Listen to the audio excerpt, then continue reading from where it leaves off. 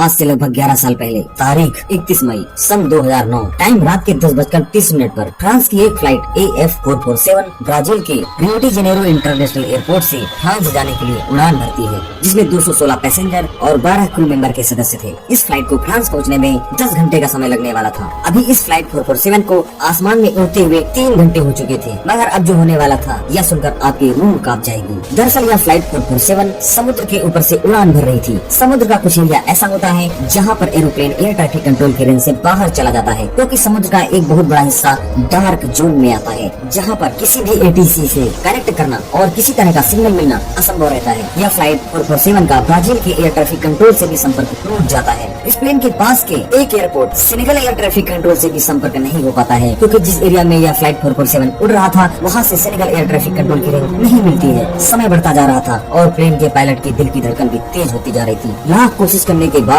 और आधे घंटे की इंतजार करने के बाद भी जब फ्लाइट 447 से कनेक्टिविटी नहीं हो पाई तो सेनेगल एयर ट्रैफिक कंट्रोल की और भी टेंशन बढ़ गई। अब एयर ट्रैफिक कंट्रोल के अधिकारी ये सोच में पड़ गए कि इस एरोप्लेन को आसमान खा गया या जमीन निगल गई। जब इस प्लेन का कुछ अता पता नहीं चला तो इस प्लेन 447 की लास्ट लोकेशन ट्रैक करके उस एरिया में फाइटर जेट प्लेन को भेजा गया, ताकि यह पता लगाया जा सके कि यह फ्लाइट 447 के साथ आखिर हुआ क्या। जब फाइटर जेट प्लेन उस एरिया में पहुंचे और इस फ्लाइट 447 के बारे में सर्चिंग ऑपरेशन चला रहे थे तो सुबह होते होते उन्हें इस प्लेन के टुकड़े और मलबे दिखाई देना शुरू हो गए, यानी कि यह एरोप्लेन बहुत ही मिस्टीरियस तरीके से क्रैश हो चुका था। वहीं दूसरी ओर फ्रांस में इस फ्लाइट के सभी पैसेंजर के रिलेटिव इस इंतजार में थे कि बस कुछ ही देर बाद हमारे अपने आने वाले हैं, मगर उन्हें यह नहीं मालूम था कि अब इनमें से कोई भी वापस नहीं आएगा। इस एरोप्लेन के क्रैश होने की जांच के लिए 2 टीम बना दी गई। एक टीम एरोप्लेन के ब्लैक बॉक्स खोजने के लिए और दूसरी टीम सभी पैसेंजर की डेथ बॉडी समुद्र से निकालने के लिए। यह खोजबीन समुद्र में 16 दिन तक कंटिन्यू चलती रही। 16 दिन में सिर्फ 50 डेथ बॉडी ही मिल पाई, जबकि इस फ्लाइट 447 में कुल 228 पैसेंजर सवार थे। बहुत सी डेथ बॉडी पानी में बुरी तरीके से सड़ चुकी थी, तो कुछ डेथ बॉडी को उनके कपड़े और गहनों से पहचाना गया और कुछ लोगों की डेथ बॉडी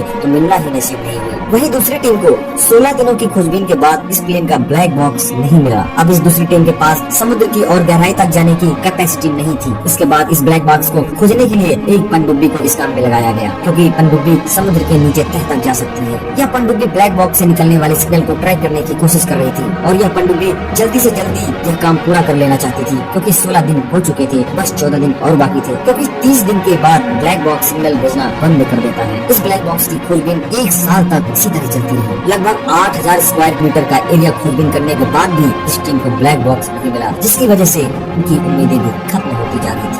इस घटना के 3 साल बाद फिर एक एडवांस WHOY टीम का गठन किया गया और इस टीम ने अपनी हाईटेक टेक्नोलॉजी की मदद से 1 महीने के भीतर ही इस ब्लैक बॉक्स को खोज निकाला, मानो यह किसी चमत्कार से कम नहीं था। इस हाईटेक टेक्नोलॉजी की टीम ने रोबोटिक जैसे उपकरण समुद्र की तह में भेजे, जो कि समुद्र की तह को स्कैन कर सकते थे और इन रोबोट को पनडुब्बी में बैठकर रिमोट कंट्रोल से ऑपरेट किया जा सकता था। ब्लैक बॉक्स मिलने के बाद अब बारी थी इस रहस्य से पर्दा उठाने की कि आखिर यह प्लेन कैसे क्रैश हुआ। ब्लैक बॉक्स की जानकारी सामने आने के बाद सभी इन्वेस्टिगेटर्स हैरान रह गए। तो आखिर क्या निकला था इस ब्लैक बॉक्स में? तो आइए अब शुरू करते हैं इस फ्लाइट 447 की केस स्टडी की। अब हम शुरुआत करते हैं प्लेन 447 की 3 घंटे पहले की, जब यह प्लेन ब्राजील के एयरपोर्ट से उड़ान भरता है। उड़ान भरने के बाद ही इस प्लेन का ब्राजील ATC से संपर्क टूट जाता है। ATC ने भी यही सोचा होगा कि शायद यह प्लेन हमारे रेंज से बाहर हो गया, फिर थोड़ी देर बाद आ ही जाएगा। वहीं समुद्र के दूसरी ओर पेरिस की ATC भी इस फ्लाइट से संपर्क नहीं कर पा रही थी, क्योंकि यह फ्लाइट पेरिस जा रही थी। दरअसल यह एरोप्लेन समुद्र के ऊपर उड़ते हुए बादलों में प्रवेश कर चुका था। यही नहीं, यह एरोप्लेन ऊपर आसमान में बादलों के तूफान में अंदर ही बढ़ता चला गया।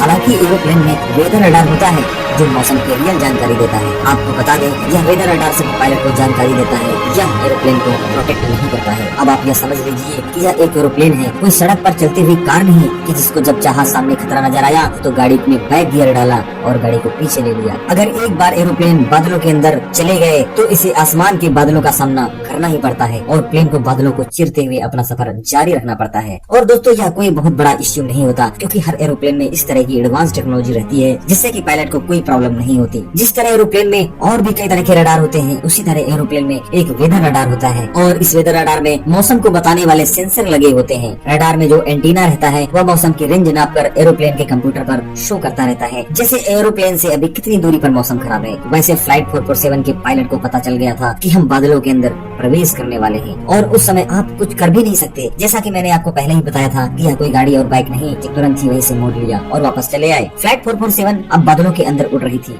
और बादलों में होता है बहुत सारा पानी और यह पानी -30 से 40 डिग्री में रहता है, मगर इसमें कोई खतरे वाली बात नहीं थी। ऐसा अक्सर सभी प्लेनों के साथ होता है और उड़ते रहते अपना सफर पूरा करते हैं। बस एक प्रॉब्लम थी, इस एरोप्लेन का ATC से संपर्क नहीं था। फ्लाइट 447 कुछ देर बाद बादलों में उड़ने के बाद पायलट को कुछ अजीब आवाज सुनाई देने लगी और यह आवाजें बर्फ के प्लेन से टकराने की थी। लंबी दूरी की फ्लाइट होने की वजह से इस एरोप्लेन में 3 पायलट थे। एरोप्लेन का मेन पायलट 3 घंटे की फ्लाइट उड़ाने के बाद प्लेन को ऑटो पायलट मोड में करके और इस प्लेन को उड़ाने की जिम्मेदारी असिस्टेंट पायलट को देकर थोड़ी देर रेस्ट करने के लिए चला गया। अब प्लेन का कंट्रोल बाकी के 2 असिस्टेंट पायलट पर था। प्लेन अभी ऑटो पायलट मोड में बादलों में बर्फ के बीच उड़ रहा था, मगर एक प्रॉब्लम हो रही थी। बादलों में जमी बर्फ एरोप्लेन से काफी तेज से टकरा रही थी। जैसे कि जब बारिश होती है तो जमीन पर ओले पड़ते हैं, बादलों में जमी बर्फ एरोप्लेन में लगे सेंसर को जाम कर रही थी, यानी कि तेज कर रही थी। अब सेंसर में बर्फ जमा हो जाएगी तो सेंसर काम नहीं करेंगे और वह सिग्नल एरोप्लेन में लगे कंप्यूटर्स को नहीं भेज पाएंगे और जब सिग्नल नहीं मिलेंगे तो प्लेन का ऑटो पायलट भी काम नहीं करेगा। जैसा कि एरोप्लेन किस एंगल में उड़ रहा है, किस दिशा में उड़ रहा है, एरोप्लेन का नोज किस एंगल में है, एरोप्लेन का अल्टीट्यूड क्या है, इस तरह की और भी कई सारी जानकारियाँ सेंसर के माध्यम से पायलट को मिलती रहती है, क्योंकि ऑटो पायलट ऑटोमेटिक सिस्टम होता है और यह ऑटो पायलट सिस्टम प्लेन की कंप्यूटर में इस तरह से सेट होता है कि जैसे कोई इंसानी पायलट प्लेन को उड़ा रहा हो।